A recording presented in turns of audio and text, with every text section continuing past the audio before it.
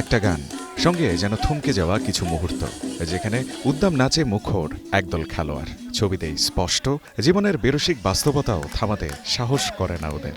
মুখ ভর্তি হাসি আর শরীরী ভাষায় ফুর্তিটা বেরোচ্ছে ঠিক রে। পহেলা বৈশাখের সকালটা স্পেশাল করা এমনই দৃশ্যের দেখা মিলেছে কিউট বৈশাখী ক্রীড়া উৎসবে। পল্টন ময়দানে বৈশাখী আবহ মোমো করছিল সকাল থেকেই। সবশেষ ২০০৬ সালের পর ২০ বছর পর আবারও শুরু হওয়া বৈশাখী ক্রীড়া উৎসবে দেশের ঐতিহ্যবাহী গ্রামীণ খেলাধুলার প্রদর্শনী এবং প্রতিযোগিতায় অংশ নিতে আসা খেলোয়াড়রা সকাল থেকেই জমিয়েছিলেন ভিড়। উপস্থিত সবারই আনন্দ ছিল চোখে পড়ার মতো, ছিল সঙ্গীত আয়োজনও। বেলা বাড়ার সঙ্গে সঙ্গে একে একে আসতে শুরু করেন আমন্ত্রিত অতিথিরা। উৎসবের উদ্বোধন করেন যুব ও ক্রীড়া প্রতিমন্ত্রী আমিনুল হক। তার সঙ্গে ছিলেন এনএসসি পরিচালক আমিনুল এহসান সহ আরও অনেকে। খানিক বাদে দেশের গ্রামীণ খেলাধুলার ঐতিহ্যকে ধরে রাখার আশা আমিনুল হক জানিয়েছেন অকপটে। এবং আমাদের সমসাময়িক যারা ছিল সবাই কিন্তু আমরা সেই উৎসবগুলো বা সেই গ্রামীণ খেলাগুলোকে কিন্তু সবসময় উপভোগ করেছি।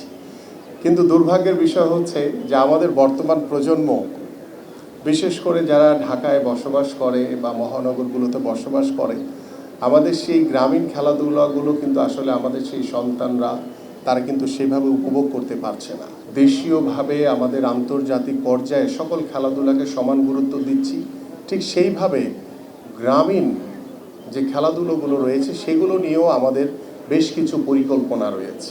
দেশের ক্রীড়াঙ্গনকে এগিয়ে নিয়ে যাওয়ার পথে ক্রীড়া প্রতিমন্ত্রীর ভূমিকাকেও এদিন ধন্যবাদ দিতে ভুল করেননি আয়োজক কমিটির চেয়ারম্যান কাজী রাজিবউদ্দিন আহমেদ চপল।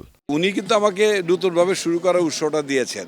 ৬ এপ্রিল যে আমাদের ইন্টারন্যাশনাল এবং ন্যাশনাল স্পোর্টস ডে ছিল, ওইখানে উনি আমাকে বলছে চল আবার শুরু করেন।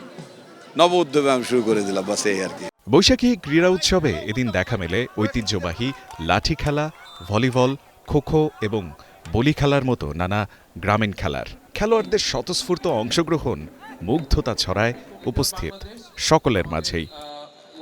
সময়ের পরিক্রমায় দিনকে দিন হারিয়ে যাচ্ছে দেশের গ্রামীণ খেলাগুলো। পহেলা বৈশাখের মতো বাঙালির প্রাণের উৎসবের এমন দিনে তাই এ ধরনের আয়োজন যেমন পারে নতুন প্রজন্মকে দেশের গ্রামীণ খেলাগুলোর সঙ্গে পরিচয় করিয়ে দিতে, তেমনি নিঃসন্দেহে অনুপ্রাণিত করবে সংশ্লিষ্ট সবাইকে। Run Ahmed, one sports, Dhaka.